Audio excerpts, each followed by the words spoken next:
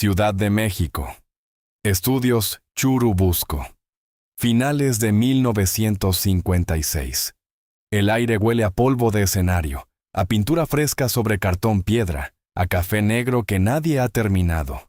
Las lámparas de tungsteno zumban con una luz amarilla que hace brillar todo más de lo que debería.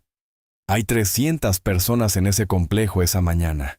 Técnicos, maquillistas, extras, directores de segunda unidad que caminan con papeles bajo el brazo como si el peso de esos papeles les diera autoridad. Y entonces entra ella. Pasos lentos, calculados. El sonido de sus tacones sobre el suelo de cemento llega antes que su sombra. El murmullo del set se detiene, no gradualmente, de golpe, como cuando alguien corta el hilo de una guitarra en medio de una canción. María de los Ángeles. Félix Güereña tiene 42 años. 42 años que parecen esculpidos en mármol de Carrara. Lleva un abrigo color camello que ninguna mujer de México puede costear, y que solo una mujer en México sabe llevar así, con esa indiferencia olímpica que es, en realidad, la forma más precisa de la elegancia. Sus ojos verdes no miran el set, lo miden. Al fondo del pasillo principal, apoyado contra una pared de utilería, está Pedro Infante Cruz. Pantalón de mezclilla, camisa de cuadros desabotonada hasta la mitad. Una sonrisa. Esa sonrisa que México entera conoce de memoria, la que sale en 30 películas, la que aparece en calendarios de carnicería y en el cuadro de la sala de las abuelas, y una sonrisa que ese día, en ese momento, está a punto de convertirse en la peor decisión de su vida. Porque Pedro Infante, el ídolo del pueblo, el hombre que cantaba con el alma y reía con el cuerpo entero, está a punto de burlarse de María Félix, y lo que ella le respondió se contaría por años. Esta es esa historia. Para entender lo que ocurrió en los estudios Churubusco en aquellas semanas de finales de 1956, hay que retroceder mucho. Hay que ir hasta el principio. Hasta un rancho en las afueras de Álamos, Sonora, donde el 8 de abril de 1914 nació una niña a quien sus padres llamaron María de los Ángeles. El apellido era Félix. El destino, todavía nadie lo sabía. Bernardo Félix Flores era militar y político. Josefina Güereña Rosas era la mujer que pone el orden real en las casas donde los hombres creen ponerlo. Tuvieron 16 hijos. De los 12 que sobrevivieron, María sería la más famosa, aunque no necesariamente la más querida en vida. Porque los grandes temperamentos suelen ser incómodos en casa antes de ser celebrados en el mundo. La niña creció entre hermanos varones, jugando juegos de hombres, montando caballos, sin pedirle permiso a nadie. Años más tarde, cuando le preguntaran cómo había aprendido ese carácter que hacía temblar a productores y doblarse a directores, María respondería con una sola frase: en Sonora, o aprendes a morder, o te muerden. La familia se mudó a Guadalajara cuando María era adolescente, y fue en Guadalajara donde ocurrió lo primero que cambiaría su vida. Ganó un concurso de belleza, no porque necesitara el premio, sino porque quería demostrar que podía ganarlo. Llegó a la Ciudad de México en 1938. Venía huyendo de un matrimonio que había resultado un error, con un hijo en los brazos y la certeza de que el mundo le debía algo más grande que lo que le habían dado hasta entonces. Tenía 24 años. Tenía ese rostro. Y tenía esa mirada que decía, sin que ella abriera la boca: aquí mando yo. El cine la encontró en 1942. O quizás fue al revés. Quizás ella encontró al cine y decidió que eso era lo que quería domar.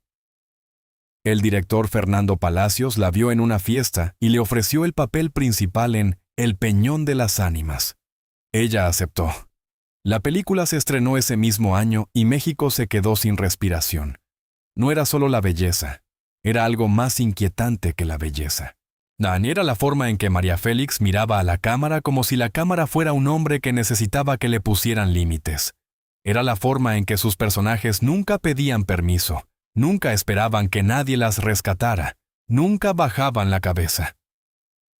En 1943 llegó Doña Bárbara, dirigida por Fernando de Fuentes, y el papel era tan perfecto para ella que muchos creyeron que el personaje había sido escrito con María en mente, aunque la novela de Rómulo Gallegos tenía 20 años de existir antes de que María pisara un set por primera vez. La llamaron La Doña, y el apodo se quedó porque nadie encontró otro que le quedara mejor. En los años siguientes vinieron Enamorada con el director Emilio El Indio Fernández, Río Escondido, Maclovia, La Diosa Arrodillada. 4 premios Ariel. Contratos en España, en Italia, en Francia. Diego Rivera le pintó retratos. Agustín Lara le compuso canciones. El mundo entero, o al menos la parte del mundo que importaba en aquella época, estaba a sus pies. Se casó con Agustín Lara el 24 de diciembre de 1945. La boda duró más que el matrimonio. Se separaron en 1947. Se casó con Jorge Negrete el 18 de octubre de 1952, en lo que la prensa llamó la boda del siglo, la primera boda transmitida por televisión en México. 300 personas en la ceremonia. Millones frente a sus aparatos de radio y televisión. El charro cantor y la doña. A 2 mitologías vivientes unidos en un acto que parecía más un acontecimiento nacional que una ceremonia íntima.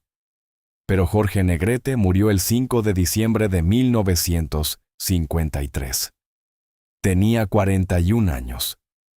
María quedó viuda 14 meses después de haberse casado. Y quienes la conocían dijeron que algo en ella se quebró ese día, aunque ella jamás lo admitió en público, porque María Félix creía que la fragilidad era una cosa privada, no un espectáculo. Y a lo que sí mostró fue lo que siempre había mostrado: la compostura, la frente alta, la espalda recta y el mismo carácter de acero inoxidable que había traído desde Sonora.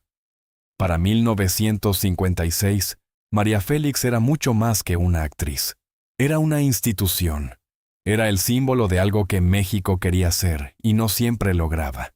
Una nación que no se dobla, que no pide perdón por existir, que mira al mundo con los ojos abiertos y la barbilla levantada. Había trabajado con los mejores directores del continente.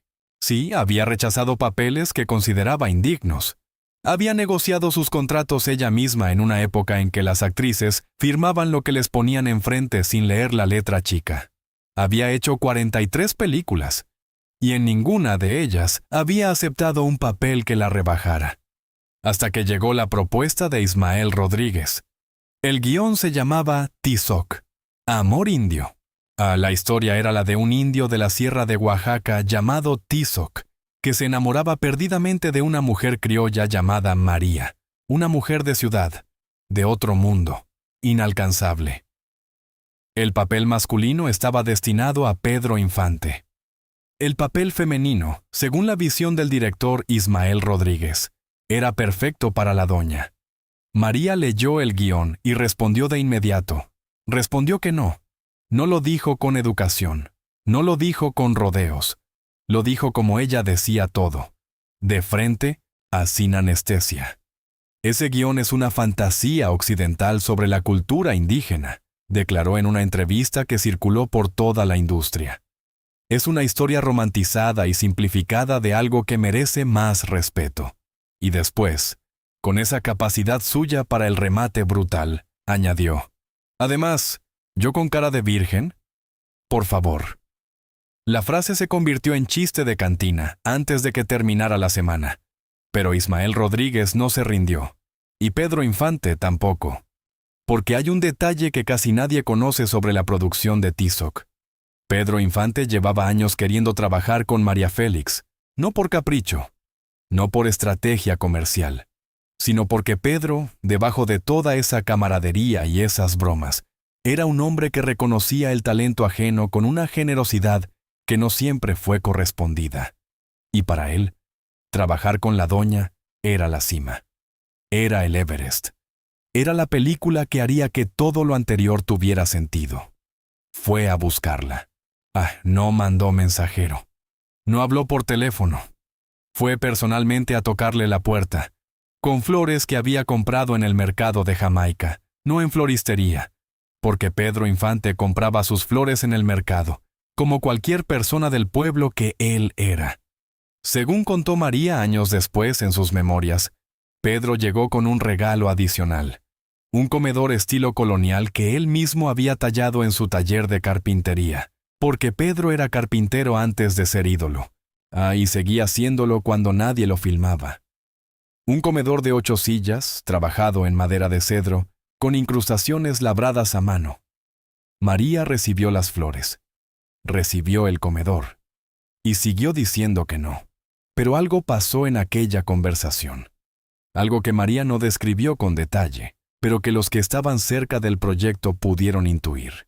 Pedro Infante, con esa sencillez que era su arma más potente, le habló no de la película, sino de ella. Le dijo que no había otra actriz en México que pudiera hacer ese papel, porque ese papel necesitaba a alguien que supiera exactamente cómo se siente ser demasiado grande para el mundo que le asignaron. Le dijo que María Félix era la única persona que podía convertir ese personaje en algo verdadero. María escuchó, y en algún momento, sin que nadie pudiera precisar exactamente cuándo, dijo que sí. Lo que pasó en los siguientes meses se convertiría en una de las historias más comentadas de la época de oro. Los estudios Churubusco olían distinto en las mañanas. El café mezclado con el líquido de limpieza que los utileros usaban para los pisos. El polvo de los decorados del set número 4, donde Ismael Rodríguez había mandado construir la Sierra Oaxaqueña en un galpón de 4,000 metros cuadrados. Había árboles de utilería que parecían árboles de verdad si no los tocabas. Había una choza india construida con materiales auténticos traídos desde Oaxaca. Había extras que en realidad eran comunidades indígenas contratadas para dar autenticidad a las escenas. Y había María Félix. Llegaba puntual. Eso era lo primero que sorprendía a los que la conocían solo por su reputación. María Félix, la diva caprichosa, la imposible, la que ponía condiciones en sus contratos que otros actores ni siquiera soñaban, llegaba al set antes que nadie, con el guión memorizado, con sus marcas estudiadas, con una concentración que hacía que la gente a su alrededor trabajara más y mejor, sin que ella les dijera una sola palabra al respecto. Pedro llegaba después, siempre después, pero llegaba cantando. Ese era el contraste que los técnicos del set recordarían décadas más tarde. La seriedad de María, la ligereza aparente de Pedro. Ella con los ojos fijos en el horizonte de la escena siguiente. Él repartiendo bromas entre los electricistas, imitando voces, inventando apodos para los de maquillaje, haciendo que el trabajo pesado de un rodaje largo pareciera una fiesta que nunca terminaba. En el set de Tizoc había una tensión particular.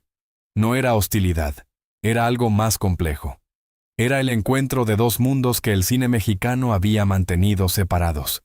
El mundo de María, que era el mundo de la sofisticación, de los rodajes europeos, de las conversaciones con pintores y poetas, de los contratos negociados en francés. Y el mundo de Pedro, que era el mundo del pueblo, de las tortillas en la mañana, de las serenatas improvisadas, de la camaradería sin protocolo. El director Ismael Rodríguez, que los conocía bien a los dos, había calculado esa tensión.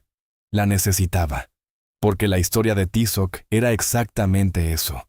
Dos mundos que no deberían tocarse y que sin embargo se tocan, y en ese contacto se destruyen mutuamente y se crean de nuevo. Pero lo que Ismael no había calculado era lo que iba a pasar en el tercer día de rodaje. Era un martes por la mañana. La escena que tocaba filmar era complicada. María debía mirar a Pedro con una expresión que combinara la ternura y el desprecio, el deseo y la distancia. Era una de esas escenas que exigen todo de los actores porque no hay acción que hacer, no hay texto que decir, solo los ojos tienen que hablar. Hicieron 2 tomas. Las 2 fallaron, no por María, sino porque la luz no era la que Ismael quería. Durante el descanso, el equipo técnico ajustaba los reflectores. Los actores esperaban, Pedro se acercó al grupo de maquillaje donde María tomaba café de un vaso de peltre. Pedro tenía esa habilidad, esa facilidad, para acercarse a cualquier persona en cualquier contexto, para romper el hielo con una sola frase, para hacer que la situación más tensa se volviera de repente ordinaria. Y entonces Pedro Infante cometió el error. Miró a María Félix con esa sonrisa que conquistaba multitudes. La miró de arriba abajo, pues con esa picardía sinaloense que en él parecía inocente y encantadora cuando la usaba con cualquier otra persona en el mundo. Y dijo, en voz lo suficientemente alta para que los que estaban alrededor pudieran escuchar, en un tono que pretendía ser halago pero que tenía la forma de una broma. Oiga, doña María, la verdad, con esa cara tan bonita, lo más seguro es que ni usted ni yo sabemos muy bien qué estamos haciendo aquí. A usted la veo más para reina de Europa que para la sierra de Oaxaca. Más para besar príncipes que para asustarse de un indio. Se escuchó alguna risita entre los técnicos. Era el tipo de comentario que, con cualquier otra actriz, habría funcionado como galantería disfrazada de broma. El tipo de frase que Pedro usaba con todas y que todas recibían como un cumplido.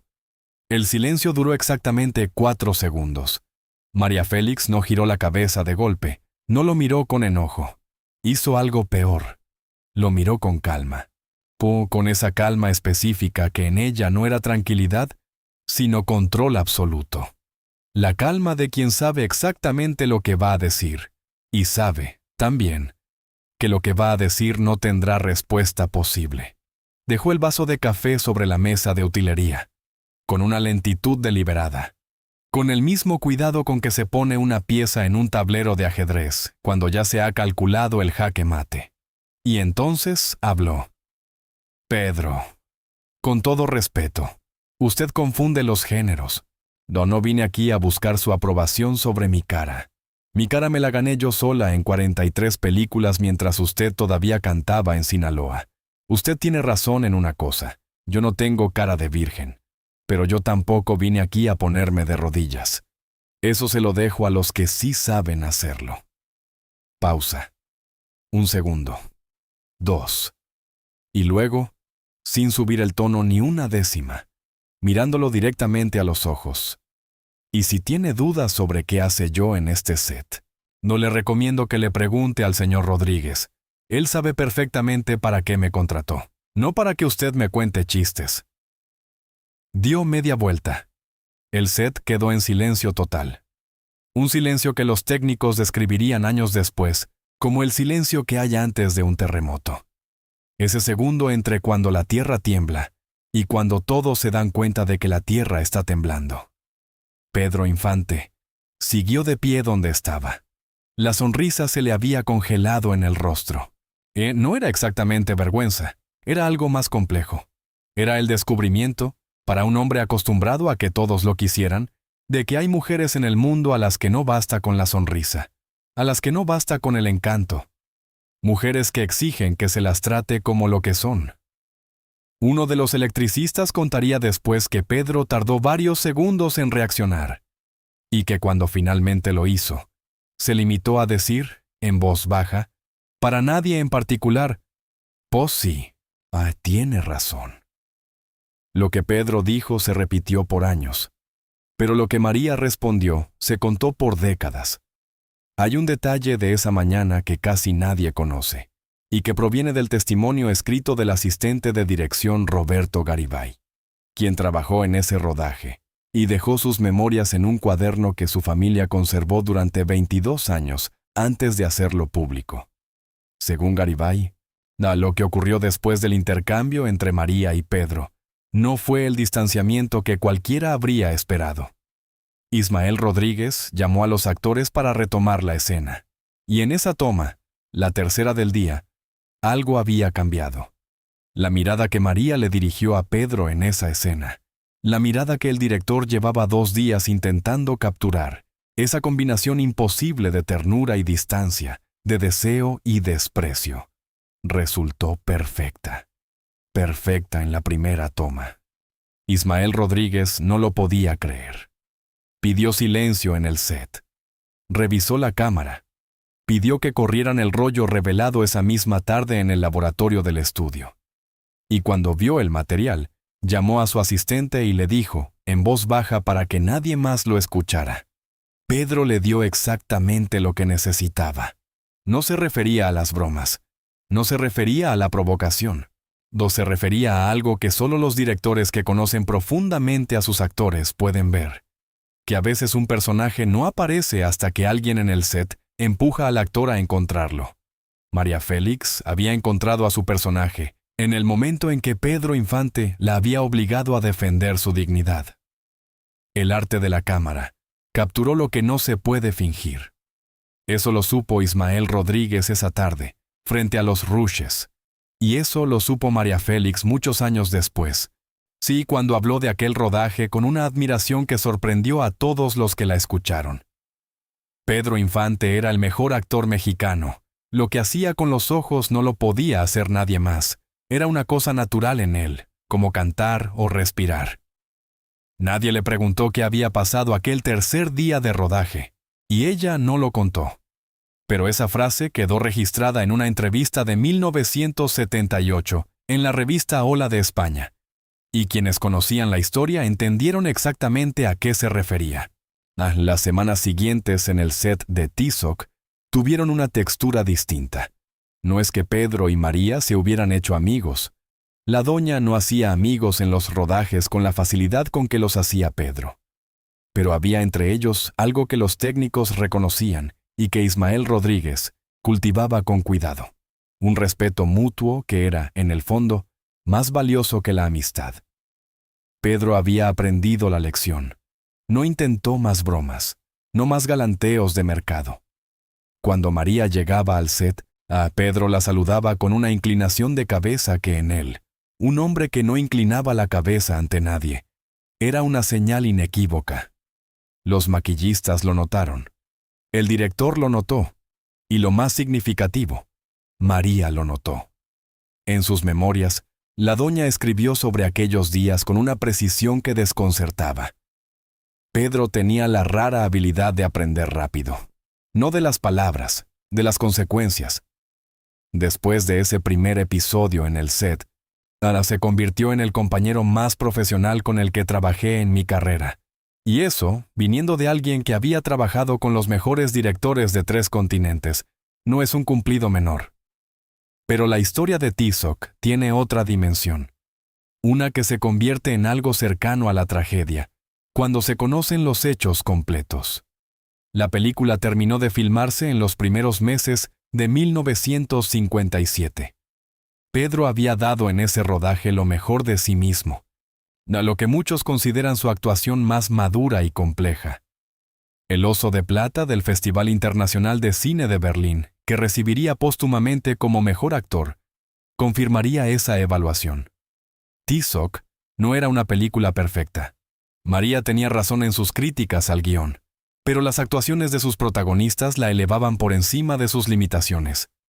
El 15 de abril de 1957, 4 semanas después de que el equipo de Tizoc se despidiera en los estudios Churubusco, Pedro Infante Cruz despegó desde el aeropuerto de Mérida, Yucatán, en una nave de su propiedad.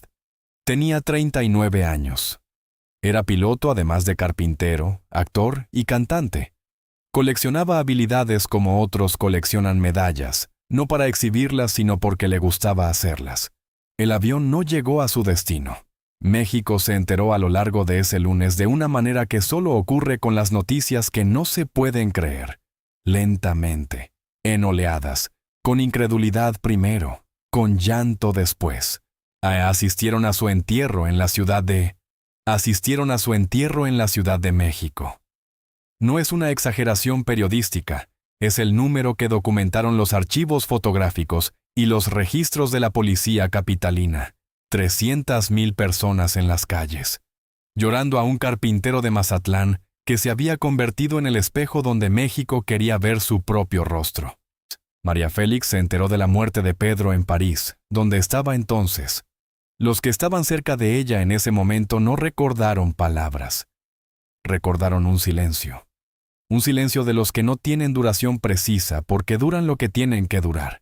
que es todo el tiempo necesario para que una pérdida encuentre su sitio. No habló públicamente de la muerte de Pedro en los días inmediatos. Tampoco lloró en público. Eso habría sido imposible para ella, no por frialdad, sino por la misma razón por la que los árboles grandes no se doblegan con los vientos pequeños. María Félix guardaba sus duelos en privado, con una intensidad que solo quienes vivieron cerca de ella pudieron intuir. Pero hay una fotografía de ese periodo. Una fotografía que la Fundación María Félix conserva en su archivo. En ella, María está sola en un café de París, con una copa de vino tinto que no ha probado. Ahí en la mesa hay un periódico mexicano cuyo titular es perfectamente legible para quien sepa buscarlo. La fotografía es de finales de abril de 1957. En sus ojos no hay lágrimas, pero tampoco hay esa dureza de cuarzo que tenían cuando enfrentaba el mundo. Hay algo más parecido a la perplejidad. La perplejidad de quien descubre que las personas que merecen más tiempo son las primeras en que el tiempo se acaba. No es lo que pasó aquella mañana en los estudios Churubusco. Empezó a circular en la industria del cine mexicano, antes de que Tizoc llegara a las salas. Las historias de los sets se mueven a la velocidad de los chismes de barrio. Rápido, con deformaciones sucesivas, pero con un núcleo que permanece intacto porque toca algo verdadero. La historia llegó a los técnicos de Tepito, a los extras de la Merced, a las dueñas de las fondas de la colonia Guerrero que alimentaban a media industria cinematográfica durante los almuerzos. En cada versión, los detalles cambiaban. A veces el set era diferente. A veces había más gente presente. A veces la respuesta de María era más larga, o más corta, o más suave, o más feroz. Pero el núcleo se mantenía. Pedro dijo algo que no debía haber dicho. María respondió con algo que no tenía respuesta posible, y en todas las versiones, el final era el mismo. Pedro se quedó de pie, con la sonrisa congelada, y dijo, «Pues sí, tiene razón». Esa frase se convirtió en una especie de proverbio en los sets de cine mexicano de los años siguientes. Cuando alguien se pasaba de listo con alguien que no debía, cuando alguien subestimaba a alguien que no era para subestimarla, los veteranos del gremio se miraban entre sí y decían, con esa economía de palabras que tiene la sabiduría popular, «Pues sí, tiene razón». La anécdota se metió en los bares del centro histórico, en los cafés de chinos de la colonia Roma, en las academias de actuación que empezaron a proliferar en los años 60. Los maestros la usaban como ejemplo, no como anécdota de chisme, sino como caso de estudio. Esto es lo que pasa cuando un actor comete el error de olvidar que la actriz con quien trabaja no necesita su aprobación para ser lo que es. Hay una entrevista del periodista cultural Carlos Monsiváis, publicada en 1985 en la revista Nexos, donde Monsiváis analiza el personaje histórico de María Félix con la misma precisión con que un cirujano analiza una placa de rayos X. En esa entrevista, Monsiváis menciona, de pasada, la historia del set de Tizoc. No la detalla, no la dramatiza, la menciona como quien menciona algo que todos en la sala ya saben. Hubo un episodio con Infante, que aquellos que lo presenciaron describen como el momento en que quedó claro, para cualquiera que todavía tuviera dudas, que María Félix no era un personaje de cine. Era una fuerza de la naturaleza. Punto. Sin más explicación. Porque para el lector de Monsiváis, en 1985, no hacía falta explicación. La historia ya formaba parte del paisaje cultural de México. Tizoc, Amor Indio, se estrenó el 22 de febrero de 1957, en el Cine Palacio, en el Paseo de la Reforma. La función de gala convocó a los grandes del cine mexicano de la época, productores, directores, actrices de la primera y segunda generación de la época de oro. Había fotógrafos de novedades, de Excelsior, de Esto. Había corresponsales de la prensa internacional. María llegó con un vestido blanco que los cronistas de moda describieron al día siguiente, con términos que pertenecían más a la poesía que al periodismo de espectáculos. Pedro llegó de traje oscuro, con esa incomodidad elegante que tienen los hombres del pueblo cuando les ponen ropa de gala, como si el traje fuera un papel que están actuando y no una segunda piel. Se saludaron en el vestíbulo del palacio con un apretón de manos que duró 2 segundos más de lo protocolar. Los fotógrafos captaron el momento. En la fotografía que publicó Excelsior al día siguiente, ambos se miran con una expresión que no es exactamente afecto, pero que tampoco es distancia. Es algo más específico. Es el reconocimiento. Ese gesto que se hacen entre sí las personas que se han medido y saben exactamente de lo que el otro es capaz. La película fue un éxito de taquilla inmediato. Los críticos estuvieron divididos. Algunos elogiaron la fotografía de Gabriel Figueroa, la actuación de Pedro, la presencia imponente de María. Otros, igual que ella había predicho, señalaron las fragilidades del guión y la romanización de la cultura indígena que el argumento implicaba. María dio pocas entrevistas sobre la película. En las que dio, fue honesta con la misma honestidad brutal que le era característica. La película tiene problemas, pero Pedro Infante no es uno de ellos. 8 semanas después del estreno, Pedro Infante estaba muerto. Y Tizoc se convirtió de repente en algo más que una película. Se convirtió en el testamento cinematográfico de un hombre al que México le había dado la inmortalidad mucho antes de que lo perdiera. El Oso de Plata del Festival de Berlín llegó de forma póstuma. Lo recibió la familia en nombre de Pedro. Era el reconocimiento internacional que el cine mexicano llevaba décadas esperando. La confirmación de que lo que se hacía en los estudios Churubusco podía medirse con lo mejor que se hacía en cualquier otra parte del mundo. María Félix, desde donde estaba en ese momento, envió un telegrama a la familia Infante cuando llegó la noticia del premio en Berlín. El texto del telegrama es breve, pero su última línea fue reproducida en todos los periódicos mexicanos que cubrieron la noticia. Era el mejor de nosotros. El tiempo hizo lo que siempre hace con las historias que merecen ser contadas. Las fue puliendo hasta dejarlas con la forma exacta que necesitaban. En los años 60 y 70, cuando las nuevas generaciones de actores mexicanos llegaban a los estudios con más ambición que oficio, o a los veteranos del gremio contaban la historia del set de Tizoc como se cuentan las fábulas, no como crónica de un suceso, sino como enseñanza de un principio. El principio era simple: el talento no explica ni justifica la condescendencia.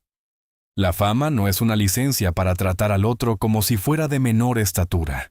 Y las personas que han construido su dignidad piedra a piedra durante décadas, en condiciones que los demás no han tenido que enfrentar, y no necesitan que nadie valide lo que ya está validado. En las décadas siguientes, María Félix continuaría siendo un referente. Su nombre apareció en libros de ensayo, en tesis universitarias de la UNAM y del Colegio de México, en análisis feministas que encontraron en su figura la encarnación de una resistencia que no necesitaba vocabulario académico, porque se expresaba directamente en la carne viva de sus decisiones cotidianas. Publicó sus memorias en colaboración con el escritor Enrique Krause en 1993, bajo el título Todas mis guerras. En ese libro, María habló de sus matrimonios, de sus películas, de sus amigos y enemigos, con esa misma franqueza que había caracterizado toda su vida. El episodio de Tizoc apareció mencionado en el capítulo sobre Pedro Infante con una discreción que, en ella, era equivalente a un grito. No lo describió con detalle, pero lo mencionó. Sí, y lo mencionó en un párrafo que terminaba con una frase que no necesita comentario. Con Pedro aprendí que los hombres más encantadores son a veces los que más trabajo le cuesta a una mujer hacer que la vean como igual, y que cuando lo logran, el resultado vale todo el esfuerzo. La historia del set de Tizoc cruzó las fronteras del gremio cinematográfico. En los mercados de Tepito, en los talleres de costura del centro histórico, en las vecindades de la colonia Guerrero, donde la anécdota circulaba con la misma vitalidad de los corridos, con variaciones, con adornos, con la musculatura oral que tienen las historias que sobreviven porque dicen algo que la gente necesita escuchar. En las escuelas de actuación de los años 80, Héctor Ortega, veterano del Teatro de la Nación, la contaba en sus clases de primer año como ejemplo de lo que él llamaba la dignidad profesional en el set. En las cafeterías de la Academia Mexicana de Artes y Ciencias Cinematográficas, los directores la repetían como advertencia a los actores jóvenes que llegaban creyendo que su talento los eximía de tratar a sus compañeros con respeto. Y en los bares del centro, tarde en la noche, cuando el mezcal había bajado las defensas y la conversación tomaba ese rumbo en que los hombres hablan de lo que realmente les importa, la historia de María y Pedro se repetía invariablemente con el mismo final. Con Pedro de pie, la sonrisa congelada diciendo en voz baja, «Pues sí, no tiene razón». María Félix murió el 8 de abril de 2002, la misma fecha en que había nacido, 88 años antes, en el rancho cercano a Álamos, Sonora, donde nadie podía imaginar todavía lo que esa niña iba a hacer. Murió en la Ciudad de México, en su departamento de Polanco, con la misma discreción con que había guardado todos sus duelos, en privado, sin espectáculo, sin concesiones al dramatismo que el mundo esperaba de ella. Los periódicos del día siguiente publicaron fotografías de todas las épocas de su vida. La del rancho en Sonora, la de sus primeras películas en los años 40, la de su boda con Jorge Negrete, la del Palacio de Bellas Artes en los múltiples homenajes que recibió en vida. Y entre todas esas fotografías, una que se repetía en casi todos los medios. La fotografía del vestíbulo del Cine Palacio, la noche del estreno de Tizoc en febrero de 1957. A María y Pedro mirándose con esa expresión que no es afecto ni distancia, sino algo más preciso. Reconocimiento. Era la última fotografía pública en la que ambos aparecían juntos. 45 años después de que esa fotografía fue tomada, al escribir sus obituarios, los cronistas culturales recordaban Tizoc, recordaban el oso de Berlín, recordaban la muerte de Pedro, y algunos, los que habían hecho su tarea, recordaban también la historia del set, la frase de María, el silencio de 4 segundos, el «pues sí, tiene razón» de Pedro. La repetían, como siempre la habían repetido, como seguirán repitiéndola. Porque eso es lo que hacen las historias verdaderas. No desaparecen, se transforman, encuentran nuevas bocas que las cuentan y nuevos oídos que las escuchan. Se vuelven proverbio y se vuelven advertencia y se vuelven espejo donde cada generación se mira y ve algo diferente, pero siempre algo verdadero. La historia de María Félix y Pedro Infante en el set de Tizoc no es solo la historia de una respuesta ingeniosa, es algo más ancho. Es la historia de una mujer que llevaba 42 años construyendo un espacio en el mundo donde nadie la tratara como menos de lo que era. 42 años de pelear, de insistir, de rechazar contratos que la rebajaran, de elegir sus papeles, de negociar sus condiciones, de decir que no cuando todo el mundo esperaba que dijera que sí.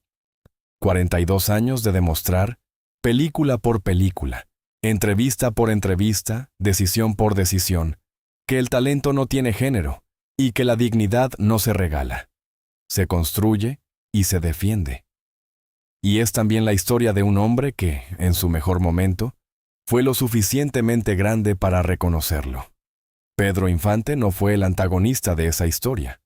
Fue el catalizador, el hombre que sin querer, con una broma de cantina en un set de cine, y le dio a María Félix el momento preciso para decir en voz alta lo que llevaba 4 décadas diciendo con su vida entera. Hay un tipo de respeto que solo se gana después de una prueba. Un tipo de admiración que no nace del elogio sino del choque, del contacto real entre dos caracteres que se miden sin mentirse.